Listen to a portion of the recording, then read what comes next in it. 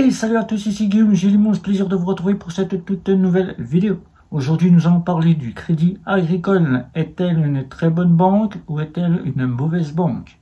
Vous allez tout savoir dans cette vidéo.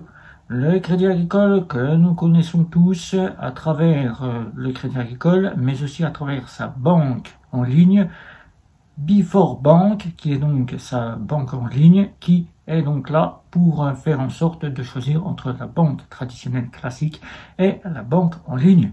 Mais il faut savoir que cette vidéo n'a aucun partenariat, n'a aucun but d'être là pour vous faire penser que je suis un conseiller bancaire. Celle-ci n'est juste là pour vous apporter simplement un choix auquel vous pourrez choisir ou pas le Crédit Agricole. Dans cette vidéo, je vais donc vous donner les points forts du Crédit Agricole et les points faibles du Crédit Agricole.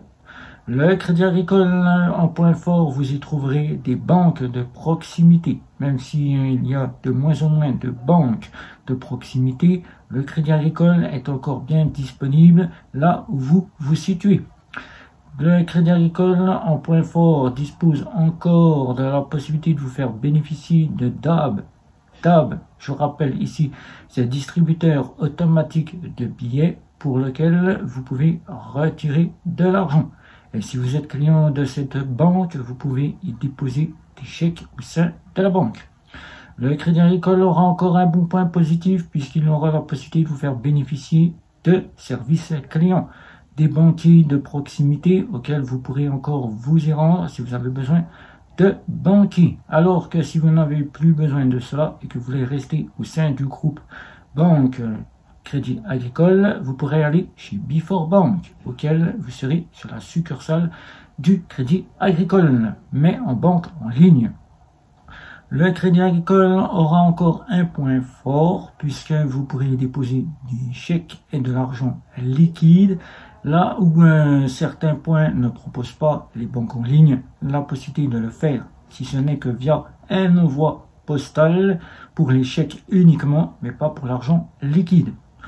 Le premier point négatif de la banque, c'est que cette banque n'est pas totalement gratuite, n'a même pas une offre gratuite, bien que nous avons une offre à partir de 2 € éco, ça reste encore du payant. Et oui, toutes les offres sont payantes et peuvent parfois aller dans le très cher. Les cartes bancaires sont aussi chères que si vous les trouviez dans une banque traditionnelle en ligne. Là, ici, vous avez que du payant pour la part de la banque Crédit Agricole. La partie numéro 2 de ce point négatif, ce sont les frais bancaires qui chaque année augmentent. Plus vous restez dans votre banque, plus vous bénéficiez des frais qui peuvent parfois aller dans du très cher. Là, parfois, vous pourrez aller dans un découvert qui peut aller jusqu'à 16%. Là, alors là, rien que pour vous donner un point entre parenthèses, je ne parlerai que de cela. Je vous laisserai vérifier la plaquette tarifaire. Troisième point négatif, parlons de cette plaquette tarifaire qui n'est toujours pas assez comprise du client, car dans certains points de France, la plaquette tarifaire différencie d'une commune, d'une ville à une autre. Les prix ne sont pas les mêmes. Alors pour s'y retrouver, c'est très difficile au sein de la banque Crédit Agricole. Pour la quatrième partie de ce point négatif, les frais que vous partez en vacances à l'étranger. Si vous êtes un voyageur constant, c'est-à-dire que vous voyagez tout le temps, vous allez pouvoir faire vite monter la facture des frais, car là, vous allez bénéficier de 2 à 7%, qui peut vite grimper et vite vous voir quasiment avec des frais. Beaucoup de frais pour l'étranger. Voilà. Pour ce qui est des virements en cinquième partie, les virements à l'étranger, là, la facture peut vite partir à la hausse, vite grimper, vite vous faire valoir la rogne directement, car les frais à l'étranger de virement bancaire sont extrêmement chers. Alors donc là, on ne peut pas y échapper. Il faudra quasiment voir toute partie pour quasiment changer la donne avec quasiment des formules internationales qui peuvent peut-être vous faire bénéficier des frais moins chers. La sixième partie de ce point négatif, c'est le service client qui peut être un frein au client. Parfois, le service client est mal vu par le client.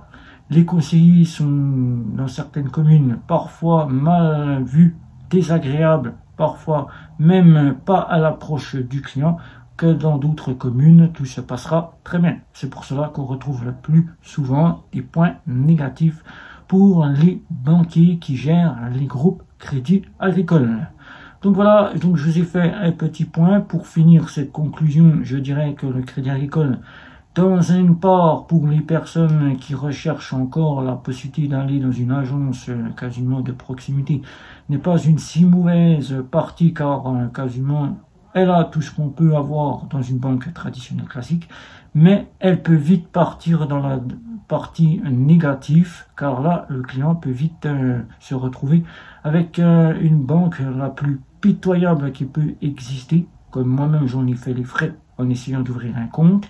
Il faut savoir que dans certaines communes, certaines petites villes ou certains petits villages, un Crédit Agricole à un autre, ça peut être très différent.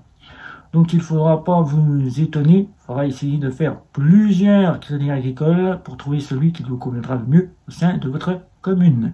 Sachez que maintenant les banques traditionnelles classiques ne vous donnent quasiment pas la banque près de chez vous pour être directement la banque auquel vous devrez ouvrir votre compte. Vous pourrez vous ouvrir un compte dans n'importe quelle agence que vous sollicitez au sein de votre ville.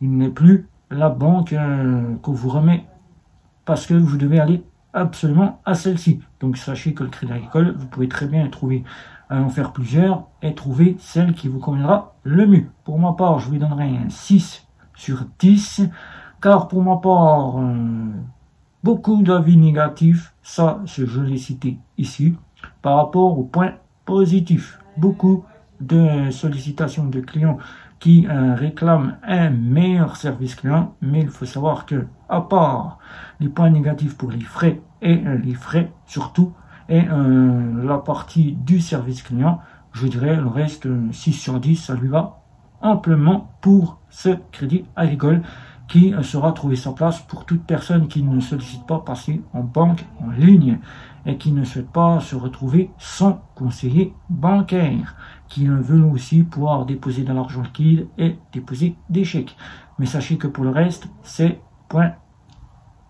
C'est pour cela que je lui mets la note de 6 sur 10. Voilà. Si vous avez des questions, n'hésitez pas. Un petit like, un petit abonnement les réseaux sociaux, sans oublier la petite cloche pour être averti des prochaines vidéos. Je vous dis à la prochaine. Bye bye. Ciao.